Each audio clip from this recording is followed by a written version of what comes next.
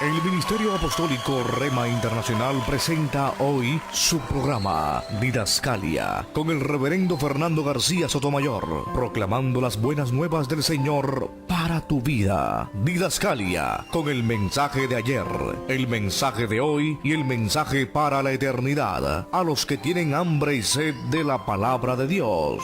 Didascalia, un querigma de Dios para que oiga el que tiene oídos para oír. Didascalia, con el dabar del Eterno a las naciones. Didascalia, con el rema del Espíritu Santo a tu espíritu. Escuchemos con fe la memra del Señor para el alma. Bienvenidos.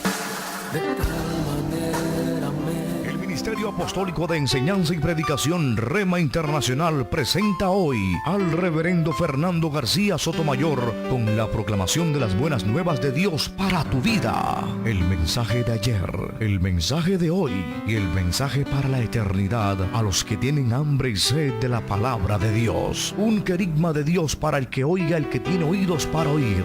Escuche el dabar del Eterno a las naciones. Ahora es el tiempo para recibir el rema del Espíritu Santo a tu espíritu.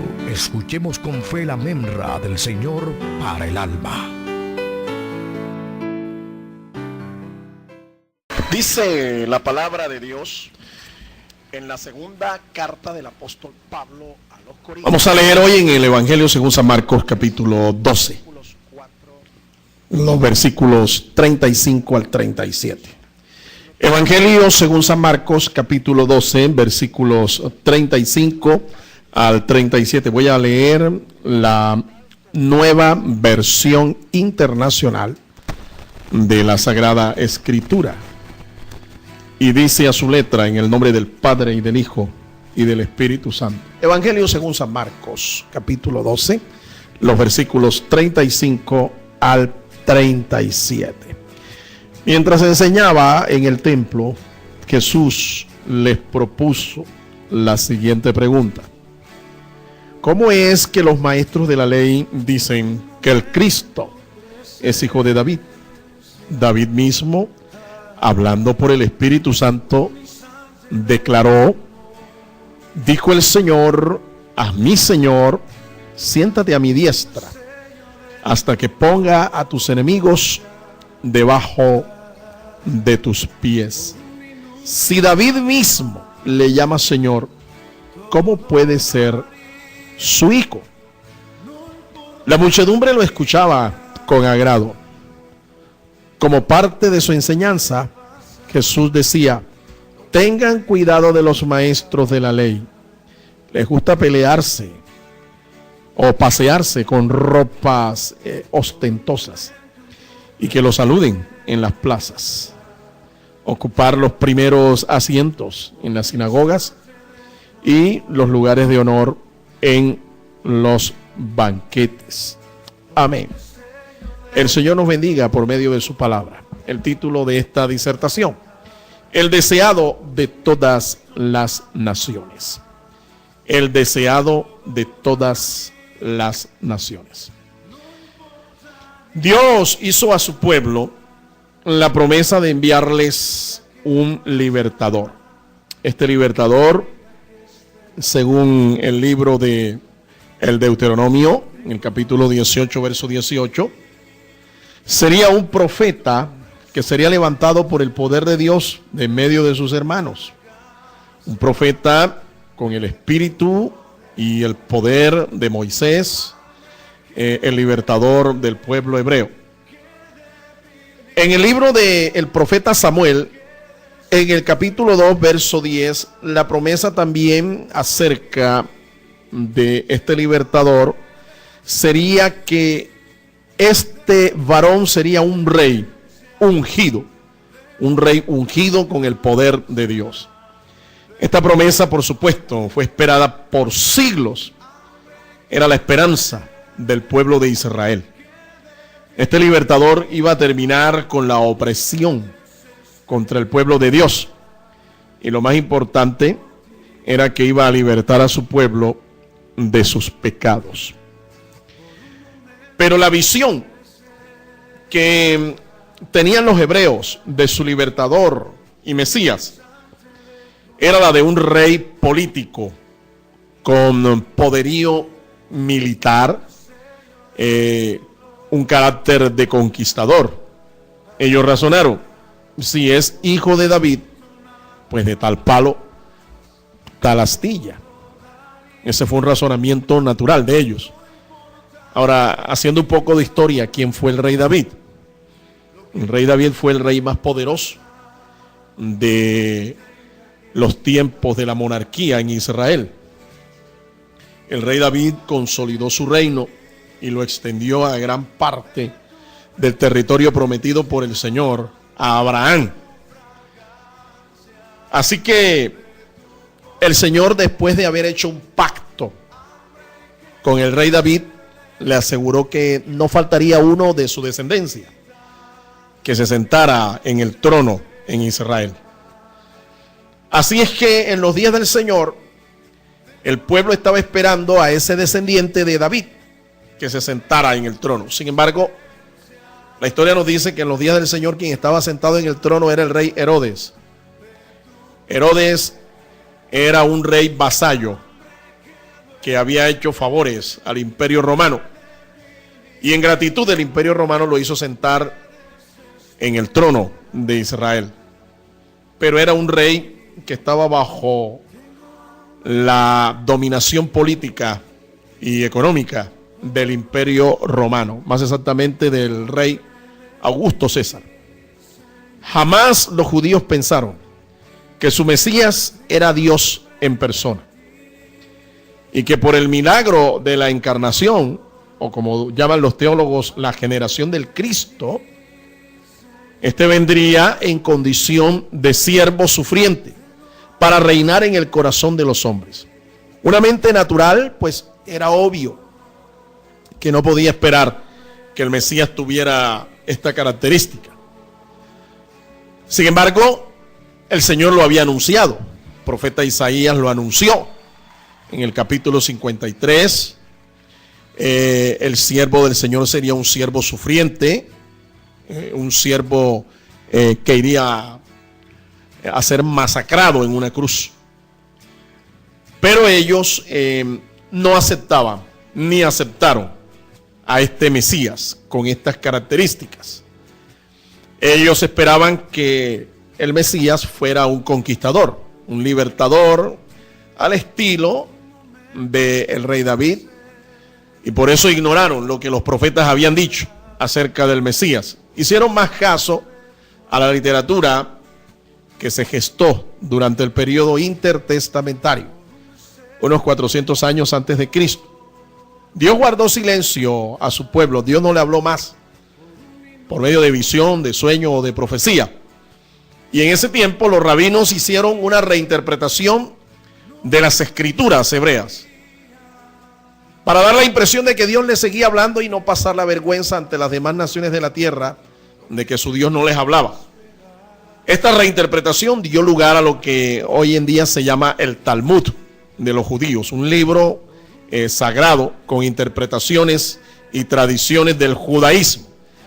Este Talmud y otros escritos que se gestaron durante este tiempo dieron lugar a la visión de un Mesías que sería un político, un conquistador, un militar. Ahora, ¿a qué se debe el cambio de visión del cuadro del Mesías si ellos eran expertos en las profecías de las Escrituras?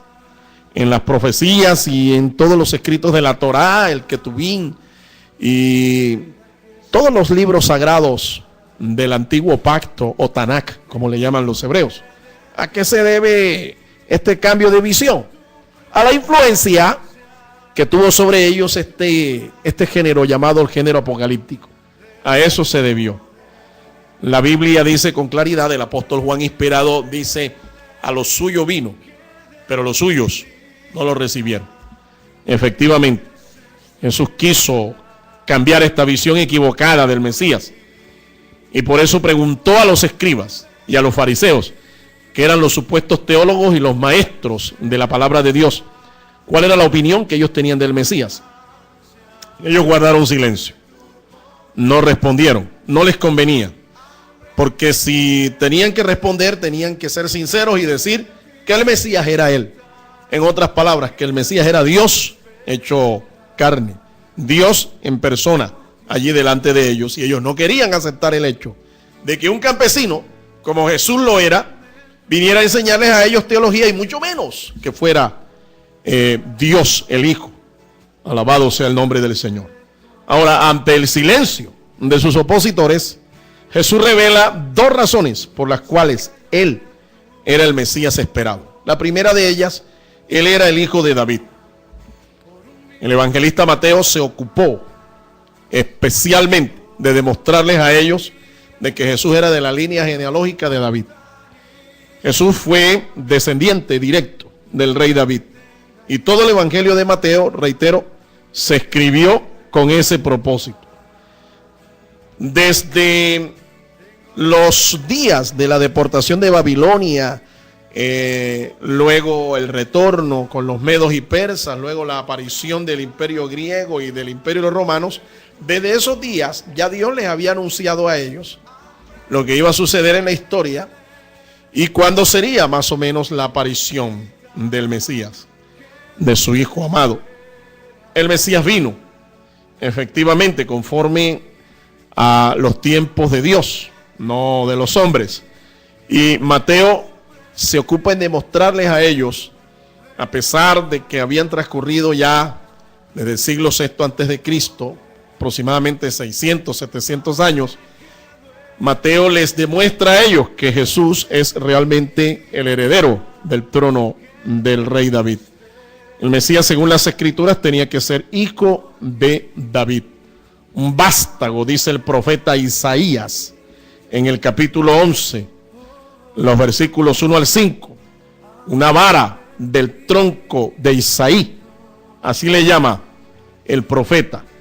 Esta es una expresión poética que nos indica los ancestros que tendría el Mesías. Tenía que ser de la línea genealógica del rey David. Jesús es llamado más de 10 veces en los evangelios hijo de David. Más de 10 veces. Eso nos está revelando con absoluta claridad, no había duda, Jesús era del linaje real, del linaje de David, y era el que tenía que estar sentado en el trono y no el rey Herodes. Esto no hubiera sido de todas maneras una humillación para el Señor, porque ya en los días de la deportación a Babilonia, en los días de los medos y persas, estos imperios que dominaron al pueblo de Israel, ellos permitían que el príncipe fuera reconocido entre sus hermanos como el que tenía derecho a reinar sobre ellos, un príncipe de la línea real, de la línea genealógica del rey David. Alabado sea el Señor. La segunda razón, él no solo era el hijo de David, sino que él era el hijo de Dios. Hijo de Dios. David declaró por el libro de los Salmos que el Mesías que reinaría en su trono sería Dios mismo. Ese fue el pasaje que Jesús les citó a los escribas, a los doctores de la palabra. Salmo 110 y el versículo 1. Jehová dijo a mi Señor, siéntate a mi diestra, hasta que ponga a tus enemigos por estrado de tus pies. Y la Biblia dice allí que David lo llamó Señor. ¿Sí? Lo llamó Señor. Y Jesús pregunta, ¿cómo lo llama Señor si es su hijo? La respuesta era obvia. Le podía llamar Señor porque David reconocía que el que iba a sentarse en su trono no solo era de su línea o genealógica, de su descendencia natural, de su simiente natural, sino que sería Dios mismo, el Hijo de Dios encarnado. Alabado sea Dios. Ellos no respondieron, recuerda, ellos se quedaron en silencio. Jesús lo llama Señor. Esta palabra en hebreo, Señor, es la palabra Adonai. En griego se dice Kyrios, el Kyrios. Jesús es llamado el Kyrios, el Señor. En hebreo, el vocablo equivalente es Adonai. Y quiero aquí aclarar que la expresión Adonai es la expresión que se usa en las escrituras, en las traducciones, para sustituir el nombre sagrado, el nombre de la deidad, el nombre de nuestro Dios. El nombre de nuestro Dios es un tetragramatón, una expresión formada por 4 letras del alfabeto hebreo. YHWH. Esa es la expresión que ha sido traducida a nuestras lenguas latinas. YHWH. En hebreo se escribe completamente al revés. Viene esta expresión del verbo ser y se escribe HWHY, del verbo allá. En hebreo es el verbo ser. Los traductores, cuando Moisés le pregunta el nombre en la zarza al Dios de Abraham, de Isaac y de Jacob, los traductores colocaron, cuando Dios le revela el nombre, yo soy el que soy. Pero recuerde, es una traducción.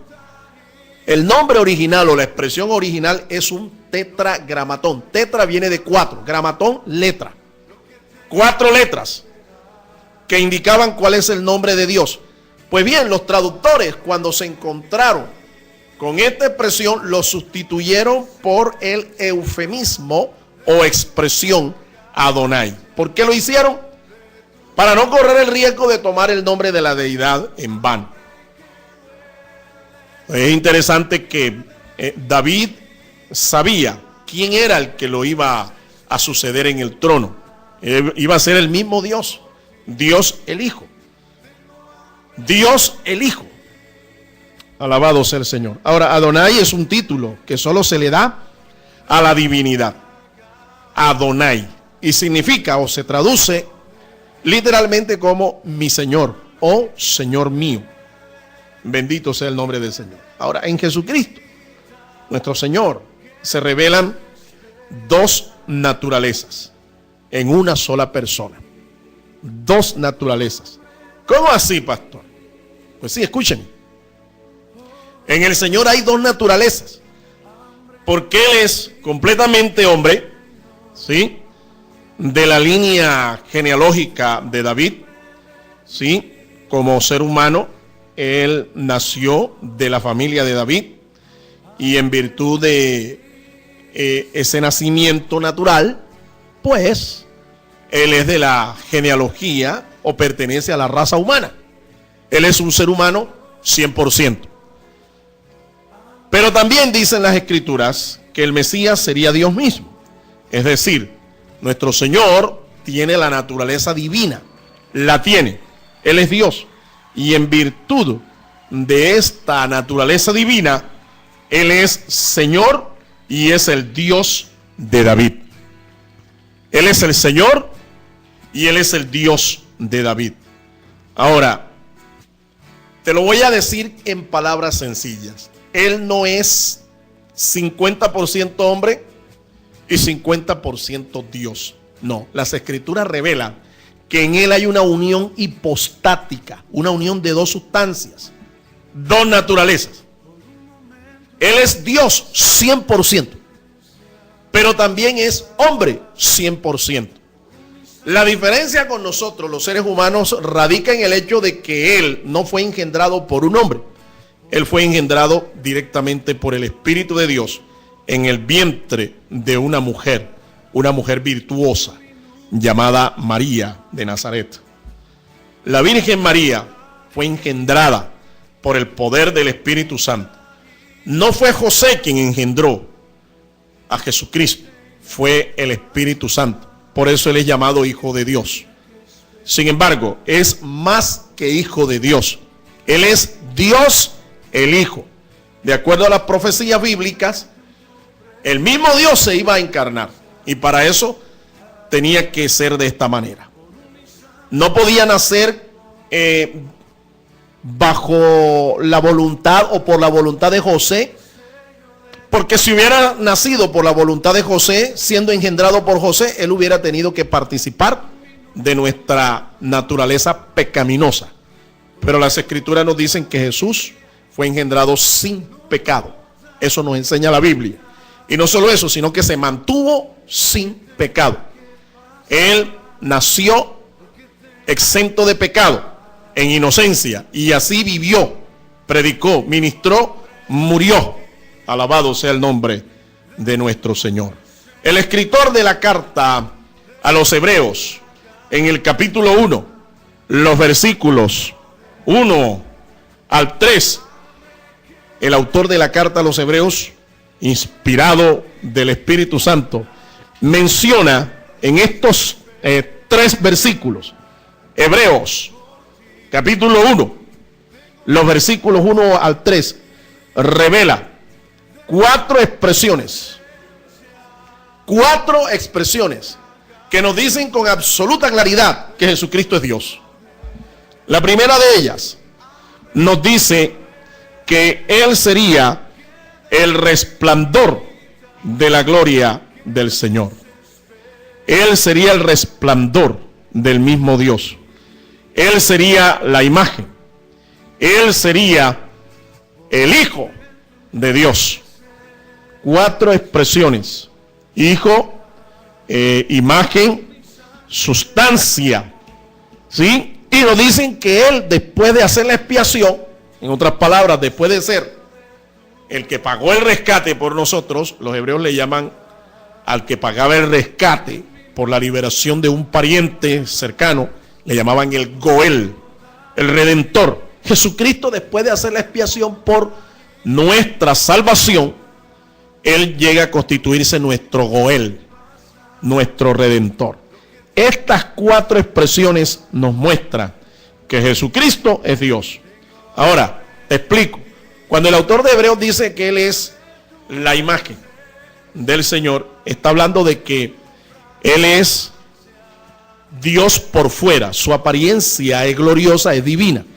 Esa apariencia de gloria de Dios, los hebreos le llaman la Shekinah. La Shekinah del Señor. En el griego se llama apaugasma. Él es la imagen o el resplandor, la Shekinah de Dios. Él es Dios por fuera. Es lo que está diciendo el autor de Hebreos. Pero también dice que Él tiene la sustancia. Él tiene la hipóstasis, la sustancia de Dios. Él es Dios por naturaleza. El Hijo de Dios comparte la deidad, comparte la divinidad con el Padre y con el Espíritu Santo. Los 3 son Dios. Y así como te dije ahora, Él no es 50% hombre y 50% Dios, porque Él no es una mezcla. En Él hay una unión de sustancias o de naturalezas. Una unión. Y una cosa es unión y otra cosa es mezcla. Él no es una mezcla. Lo mismo te digo de la Trinidad. La Trinidad de Dios no es igual a decir que el Padre es un tercio de la divinidad, el Hijo es otro tercio y el Espíritu es el otro tercio. Así que un tercio más un tercio más un tercio es igual a 3 tercios. O lo mismo decir en matemáticas igual a 1. 1. No. En Dios no hay un tercio y un tercio. Cuando nosotros decimos que Dios, el Padre, es Dios 100%. Cuando decimos que el Hijo es Dios, estamos diciendo que el Hijo es Dios 100%. Y cuando estamos diciendo que el Espíritu Santo es Dios, estamos diciendo que el Espíritu Santo es 100% Dios. No un tercio y un tercio. Así que no es 1 más 1 más 1. No, 1 más 1 más 1 se refiere a la personalidad de cada uno de ellos, que es igual a 3. Son 3 personas distintas. Pero cuando hablamos de la deidad, no se puede decir que es 1 más 1 más 1. Se tiene que decir que Él es 1 por 1 por 1. ¿Y cuánto es 1 por 1 por 1? 1, mi estimado oyente. En Dios hay una sola unidad. Sustancialmente Él es 1 en su deidad, pero en su personalidad hay 3 conciencias, hay 3 personas. Es lo mismo cuando nosotros nos referimos entonces a la naturaleza de nuestro Señor Jesucristo. En Jesucristo hay 2 naturalezas, la divina y la humana. La humana en virtud de que Él es el hijo de David, el descendiente de David. Las escrituras usan esta expresión para hablar de un descendiente. Y Él es Dios, tiene la naturaleza divina y en virtud de esta Él es Señor y Él es el Dios de David. Jesús es llamado Hijo de Dios y Señor muchas veces en las escrituras. El Kyrios, el amén de Dios, dice el apóstol San Juan, allá en el capítulo 3 y el versículo 14 del libro de Apocalipsis. El amén, el testigo fiel, el principio de la creación de Dios. Los testigos de Jehová se equivocan cuando dicen que Jesucristo es el primer ser creado por Dios, porque le llaman el principio o el primogénito de la creación. Déjeme decirle que no necesariamente la palabra primogénito significa el primero en nacer en una familia. Y le voy a dar el caso concreto en las escrituras. Usted lo puede ver. En la familia de Abraham, Abraham tuvo a Isaac, ¿verdad? Pero Abraham tuvo a un hijo que no nació conforme a la promesa y al propósito de Dios. Abraham tuvo a un hijo llamado Ismael.